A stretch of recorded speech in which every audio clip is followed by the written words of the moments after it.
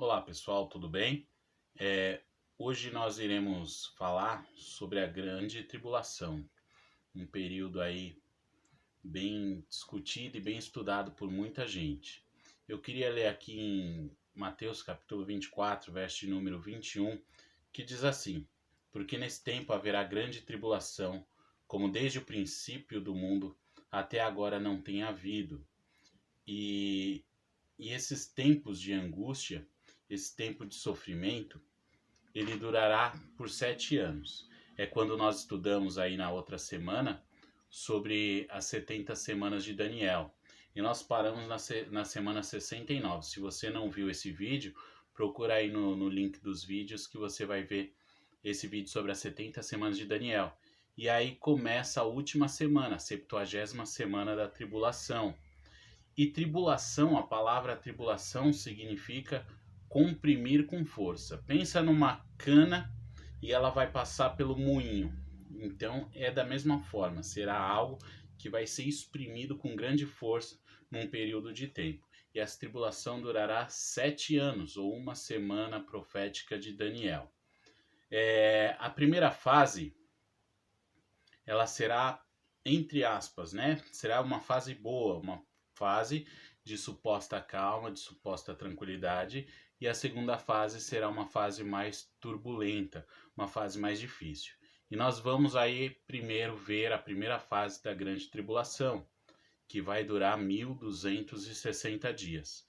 Em Apocalipse do capítulo 6 até o capítulo 13, nós vamos ver a implementação desta tribulação, como ela se dará.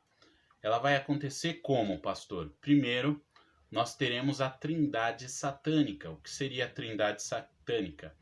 É a implantação do reino do anticristo aqui na Terra, né? O diabo, formado pelo dragão, que será o diabo, sendo como antideus, né? Ele vai estar na Terra como antideus aqui conosco.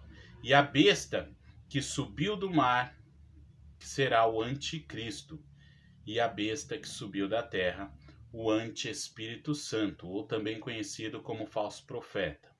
Isso aí tudo acontecerá nesse período da grande tribulação, nos 7 anos depois do arrebatamento da igreja. Em 2 Tessalonicenses, capítulo 2, do verso 3 até o verso 12, Paulo ele vai falar sobre o anticristo e o falso profeta. Ele vai falar tudo isso que Deus mostrou para ele. Só que a diferença de Paulo para João é que Paulo ele somente teve uma revelação. João foi diferente. Por quê, pastor? Porque João ele viu a besta e o falso profeta.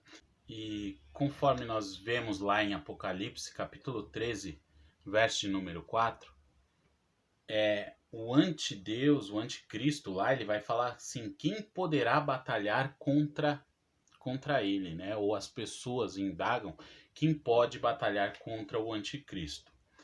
E aí nós vemos que esse poder do anticristo é um poder político e bélico. Por que bélico? De armamento, né? Uma grande potência que não pode ser confrontada. Hoje a maior potência que nós temos é os Estados Unidos, mas junto aos Estados Unidos temos outras grandes potências. Não estou falando que aqui o anticristo vai se levantar de lá, só estou dando uma comparação para você entender como será o poder deste anticristo. Ele vai ter um comando forte político e um grande armamento bélico por detrás para poder impor suas vontades e os seus desejos. Então esse chefe político comandará o bloco de 10 nações, né, que a Bíblia fala lá sobre os 10 chifres que estavam sobre a cabeça da besta, tá? No capítulo 13, no verso 13, nós temos um que fazia cair fogo dos céus. Aí já é um aspecto religioso, é como se fosse um milagre. Esse chefe religioso, ele fazia cair fogo do céu. É um líder de uma igreja falsa mundial. Se você pegar lá em Apocalipse, no capítulo 17, do verso 1 até o verso 18, você vai ouvir falar da grande meretriz, né, que nasceu da Babilônia, a grande meretriz nada mais é do que uma igreja onde todas as religiões são processadas dentro dela. Então, uma igreja ecumênica, onde se tem todas as religiões, uma falsa religião. Isso aí você vai ver também em 2 Tessalonicenses capítulo 2, verso 9, quando Paulo fala sobre isso, e você vai ver também em 1 Tessalonicenses, capítulo de número 5, verso de número 3, que fala: quando pensarem que há uma paz, virá uma repentina destruição. Quando Paulo ele fala isso, ele fala o quê? Que esse governo que vai surgir na terra, ele vai aparentar dar uma falsa paz ao povo, mas que de repente ele vai trazer uma destruição repentina a todos. E aí é o que vai se cumprir lá em Daniel, capítulo 9, verso número 27. Porque sobre as asas da abominação virá o assolador. Ou seja, o anticristo vai vir com todo o poder para assolar a humanidade. Outras coisas que eu quero falar também é sobre os 7 selos. Os 7 selos que eles serão abertos nesse primeiro período, tá? Eu vou falar por partes porque é muita coisa para vocês entenderem minuciosamente o que está acontecendo nesse período. O que fala lá em Apocalipse capítulo 6, verso do 1 até o verso 17, e Apocalipse 8, verso 1. O primeiro selo é o anticristo, né? O que nós vemos lá, o cavalo branco segurando um arco, é o anticristo, se apresentará como salvador do mundo e através de uma falsa paz e um governo ilusório. Apocalipse capítulo 6, verso de número 2. Você pode comprovar isso lá. O segundo selo é o cavalo vermelho, o cavalo da guerra, né? A guerra através da terra e muito sangue derramado. Isso deixa bem claro lá em Apocalipse capítulo 6, verso de número 4. À medida que o anticristo galga poder sobre as nações, há um grande derramamento de sangue através de guerras, né? Como eu havia falado, como ele vai ser um líder político poderoso, comandando várias nações, então ele fará com braço forte a sua vontade. E quem for contra, ele vai esmagar com seu poder político e de guerra que ele terá. O terceiro selo é a fome mundial.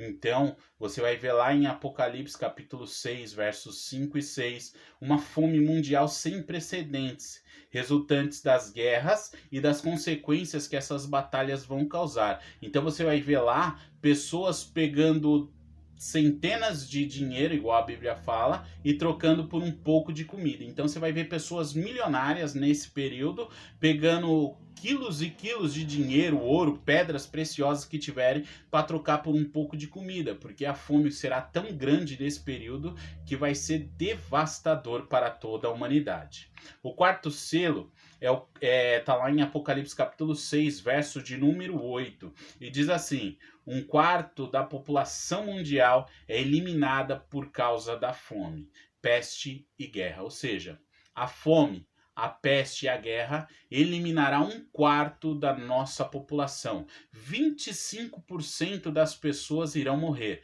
Pensa só, hoje no planeta nós temos mais de 7 bilhões de pessoas. Então aproximadamente uns 2 bilhões de pessoas irá morrer, irá padecer por causa desse anticristo.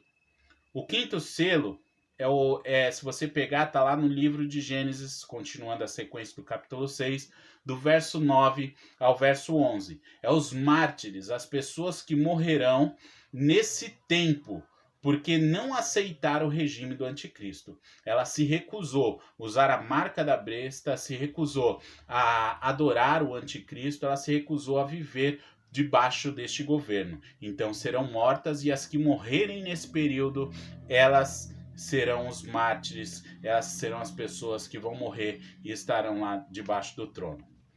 O sexto selo são catástrofes físicas, né? No céu e na terra. O que é isso, pastor? Grandes terremotos. A Bíblia fala que a terra vai tremer, ou seja, o eixo da terra será abalado. Fumaça, cinza escurecerá a terra.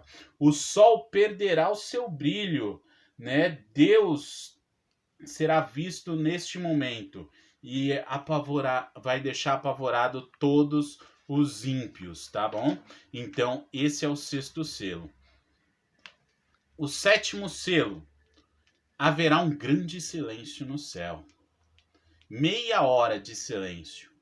O anúncio do toque das 7 trombetas pelos 7 anjos. À medida que a grande tribulação vai se aproximando da sua metade, ou seja, os 3 anos e meio vão acabando, há um grande silêncio no céu, e aonde 7 anjos vão tocar 7 trombetas. Pastor, o que são as 7 trombetas? Eu vou falar para você, está no capítulo 8 de Gênesis, no verso 7 até o verso 13, né, as 7 trombetas. Também se encontra em Gênesis 9, do 1 ao 21, e Gênesis 11, do 15 ao 19. Nós vamos entender cada uma dessas trombetas. A primeira trombeta será saraiva, fogo, sangue sobre a terra. Ou seja, 1/3 da terra, da vegetação da nossa terra, será destruída. Onde está isso, pastor? Em Apocalipse capítulo 8, verso 7. Ou seja, 1/3 das árvores, 1/3 da terra será destruído, eliminado dessa terra. Então, nós vamos ver uma grande destruição territorial, geográfica também. A segunda trombeta, qual será? Algo como uma grande montanha cai no mar. Algumas linhas de estudo falam que é um grande meteoro, porque uma grande montanha caindo no mar, provavelmente um grande meteoro atingirá a Terra e cairá no meio do oceano. E com isso, 1/3 da vida marinha se eliminará. Imagina, a fome já está assolando o planeta, já fomos destruídos por terremotos, o céu escurecerá, ou seja, perderemos aí cerca de 8 horas do nosso dia ficará escuro. Então, em vez de ter 24 horas, sendo 12 horas escuro e 12 horas claro, ficaremos aí praticamente 16 horas no escuro e somente 8, 7 horas durante o dia. Então, a escuridão, as trevas dominarão a nossa terra, nós perderemos uma parte da nossa vegetação, ou seja, o alimento que já é escasso ficará mais escasso ainda e perderemos também 1/3 dos peixes no mar. Então, 1/3 da vida marinha será eliminada. Com isso, aumentará a fome e a desolação sobre a terra. Tá? Eu espero que você esteja acompanhando aí. Dúvidas, você pode deixar os comentários aí embaixo, perguntar, tá? Que eu estarei respondendo. Isso aí está em Apocalipse, capítulo de número 8, verso 8 até o verso 9. A terceira trombeta está lá em Apocalipse 8, verso 10 até o 11. Rios e fontes de água contaminadas. 1/3 de toda a água potável do planeta será poluída, né? Apocalipse 8, do verso 10 ao 11, como eu havia falado. Isso contribuirá para posteriormente secar o rio Eufrates, que a Bíblia fala lá em Apocalipse capítulo 16, verso 12, que o rio Eufrates, ou seja, o berço da civilização, aquele rio que passava ali perto do Jardim do Éden, quando Adão e Eva foram expulsos do paraíso, esse rio secará. Pensa, um rio que existe desde a fundação do homem na terra, ele vai secar por causa da terceira trombeta. A quarta trombeta, escuridão na terra. Desaparecerá 1/3 do brilho do sol, lua e estrelas. Imagina, a terra já está coberta por uma nuvem cinzenta, nós já perdemos parte da iluminação e mais 1/3 da luz do sol e da luz da lua, da claridade que tem na noite, se perderá. Nós praticamente mergulharemos numa treva tão ruim que será difícil a gente imaginar como será isso, tá? Isso aí vai estar lá em Apocalipse capítulo 9, do verso 1 até o verso 11. Anote tudo que eu estou falando, leia lá e depois comente aí embaixo o que você tem achado, tá? E só um detalhe, bem mais cruel aí.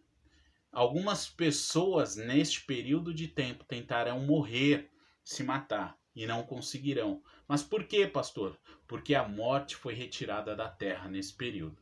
Então o sofrimento será muito pior, tá? A sexta trombeta. Uma horda de cavalos e cavaleiros infernais invadem a terra.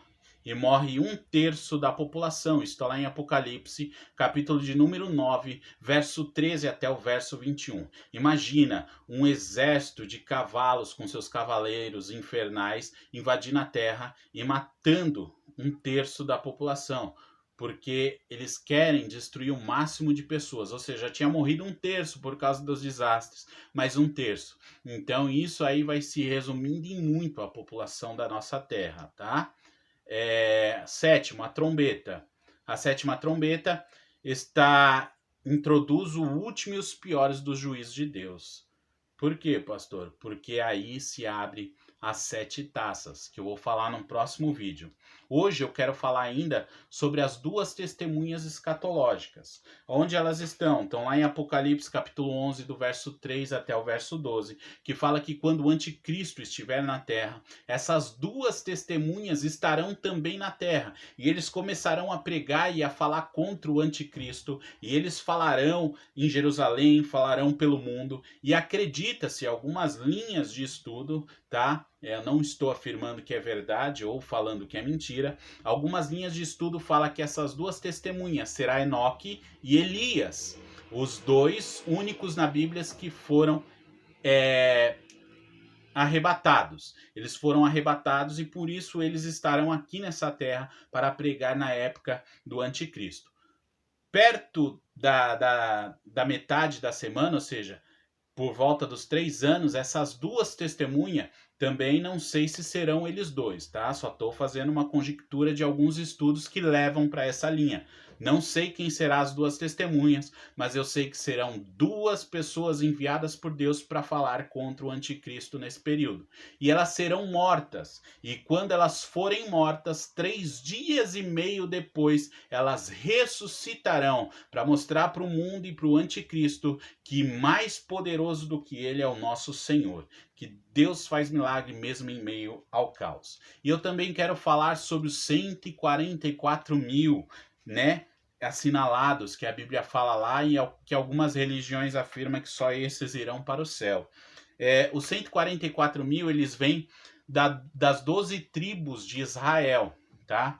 Que aconteceu em Israel, quando eles foram levados cativo em 132 a.C., acontece a diáspora, né, do povo judeu. Ou seja, eles começam a se espalhar pelo mundo e eles começam a não só se espalhar, mas aprender outros idiomas. Então, muitos judeus que moram no mundo afora, eles falam 2, 3, 4 línguas e eles são muitas vezes poliglotas. Então, essas pessoas, esses remanescentes judeus salvos, que vão entender que Cristo é o Messias, eles pregarão nesse período de tempo e eles falarão para os seus patrícios, para seus conterrâneos, para os judeus que estiverem em Jerusalém apoiando o anticristo, eles falarão de Deus e eles serão 144 mil convocados pelas tribos de Israel para poder falar contra o anticristo, tá? E é isso por enquanto. Na próxima aula eu quero falar sobre a segunda fase da grande tribulação. Nós vamos falar sobre isso. Eu vou falar sobre o mercado europeu, como está ligado também à grande tribulação. Eu vou falar sobre o manifesto 666. Você vai entender o que é o manifesto 666 e quem supostamente e onde vai nascer e quem será esse anticristo, tá? Nós vamos entender aí à luz da Bíblia qual será a nacionalidade do anticristo. Dá para saber isso, pastor? Dá para saber, não com precisão, mas pelo que geograficamente a Bíblia indica, dá para a gente entender. E os últimos juízos sobre o nosso planeta, que serão as 7 taças da ira de Deus. Espero que você tenha gostado. Deixe o seu like, compartilhe esse link, deixe seu comentário. E até uma próxima vez.